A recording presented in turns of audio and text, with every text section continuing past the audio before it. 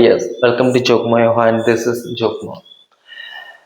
When it comes to the yoga, we recall many of the gurus.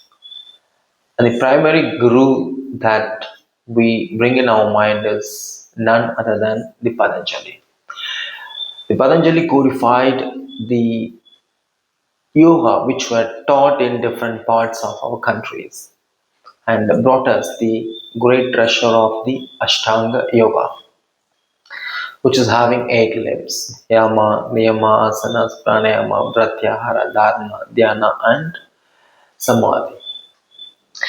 And we also recall some other names like the Mahendra Nath and Koraknath. Yes, exactly. I'm going to talk about the Gorakhnath. And before that, we should understand who is Mahendra Nath. And Mahendra Nath is a very fabulous star in the yogic field when it comes to the Hatha Yoga. The Hatha Yoga was revived and was given a perfect shape by the Mahendra Nath, and who was having a disciple called the Koraknath. The Mahendra Nath learned the yoga from the Adi Yogi, the Lord Shiva. Okay, it is a very big story. I don't want to jump on in full for the Mahendra Nath. But what you have to understand from the Mahendra Nath is that Mahendra Nath is one of the Sapta Rishis who were taught the yoga by Lord Shiva itself. And the Mahendra Nath was having a disciple called Koraknath, and both were rooted in the North tradition. And the story of Gorakhnath asana is rooted in the Gorakhnath, the disciple of the Mahendra Nath. So, what happened exactly?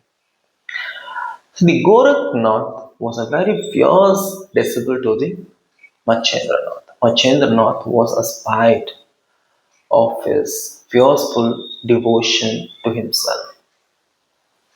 Mahendra Nath knew very well that he was having so many powers within him. And Mahendra Nath asked Gorakhnath to go to Himalayas for sadhana. It was requested by the Mahendra Nath to the Koraknath to have a sadhana for about 14 years. Not 1 or 2 years, it is 14 years. So he was having a sadhana in Himalayas, reaching the Himalayas on foot, not as like a bus ride. So there was no such facility. So he got up over there on foot, and the 14 years were over. Now the Gorakhnath wanted to see his loving Guru. So he came to the cave where Mahendra Nath used to live. Actually, he came to this cave through the mountain. Now that is called the Gorakhnath mountain. And after he used this mountain to reach out to the cave, it was named so far. And this is 200 kilometers off from the Mumbai city. Okay, now he reached. But he happened to meet another yogi who was guarding that cave. So Gorakhnath came and asked him to get into the cave. But strictly that yogi not permitted the Gorakhnath to get into the cave. It actually aggravated the angerness of the Gorakhnath. Gorakhnath said he was the disciple of Mahendra Nath and he went to the Himalayas as per the order of the Mahendra Nath, and now come back after 14 years to see his loving Guru.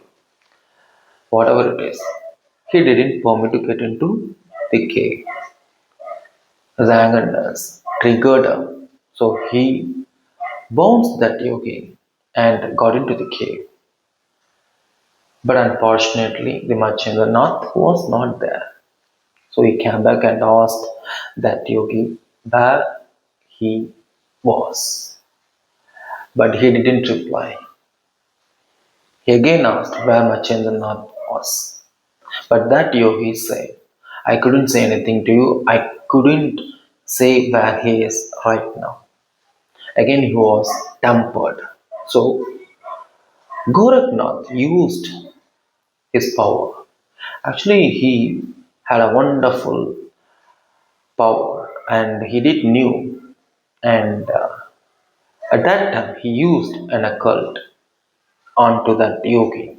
So he actually read his mind. So simply saying, he took out the data of that yogi where he did read where Mahendra Nath was. And he reached out to see his loving guru, Mahendra Nath.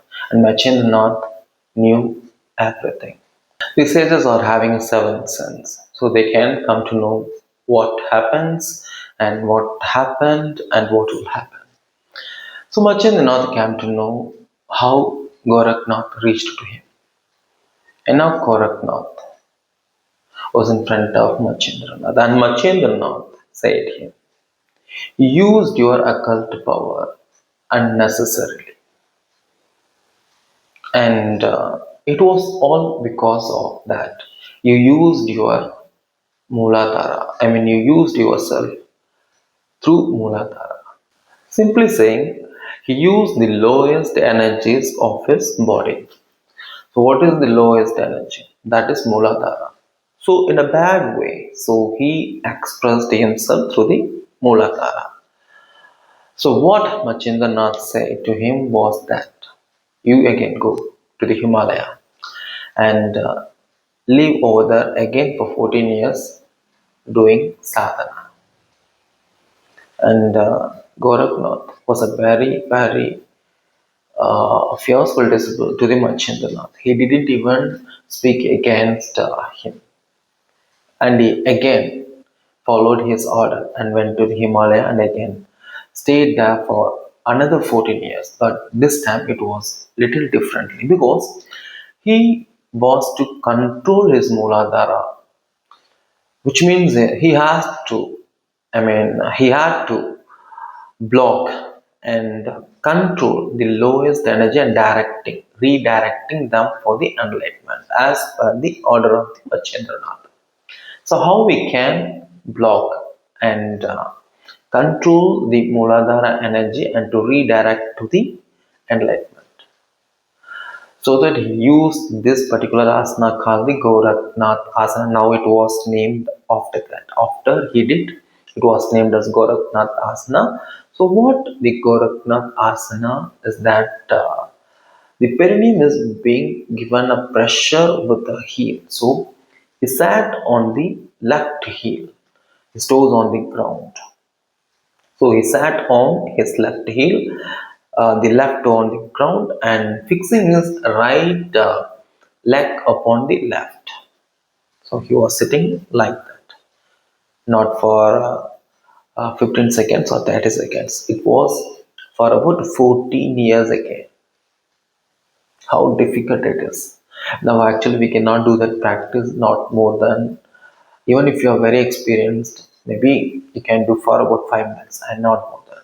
So I can do this for I think 15 to 20 seconds without any disturbance because in this practice we cannot have any balance because we are just sitting on the heel.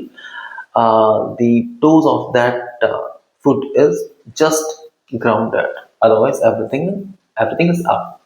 So it is very very difficult asana. But he did that to control and block. To block and control the Muladhara and at the same time redirecting that to the crown for the enlightenment. So the purpose of this asana is to block and control the Muladhara. So as we can redirect this to the enlightenment.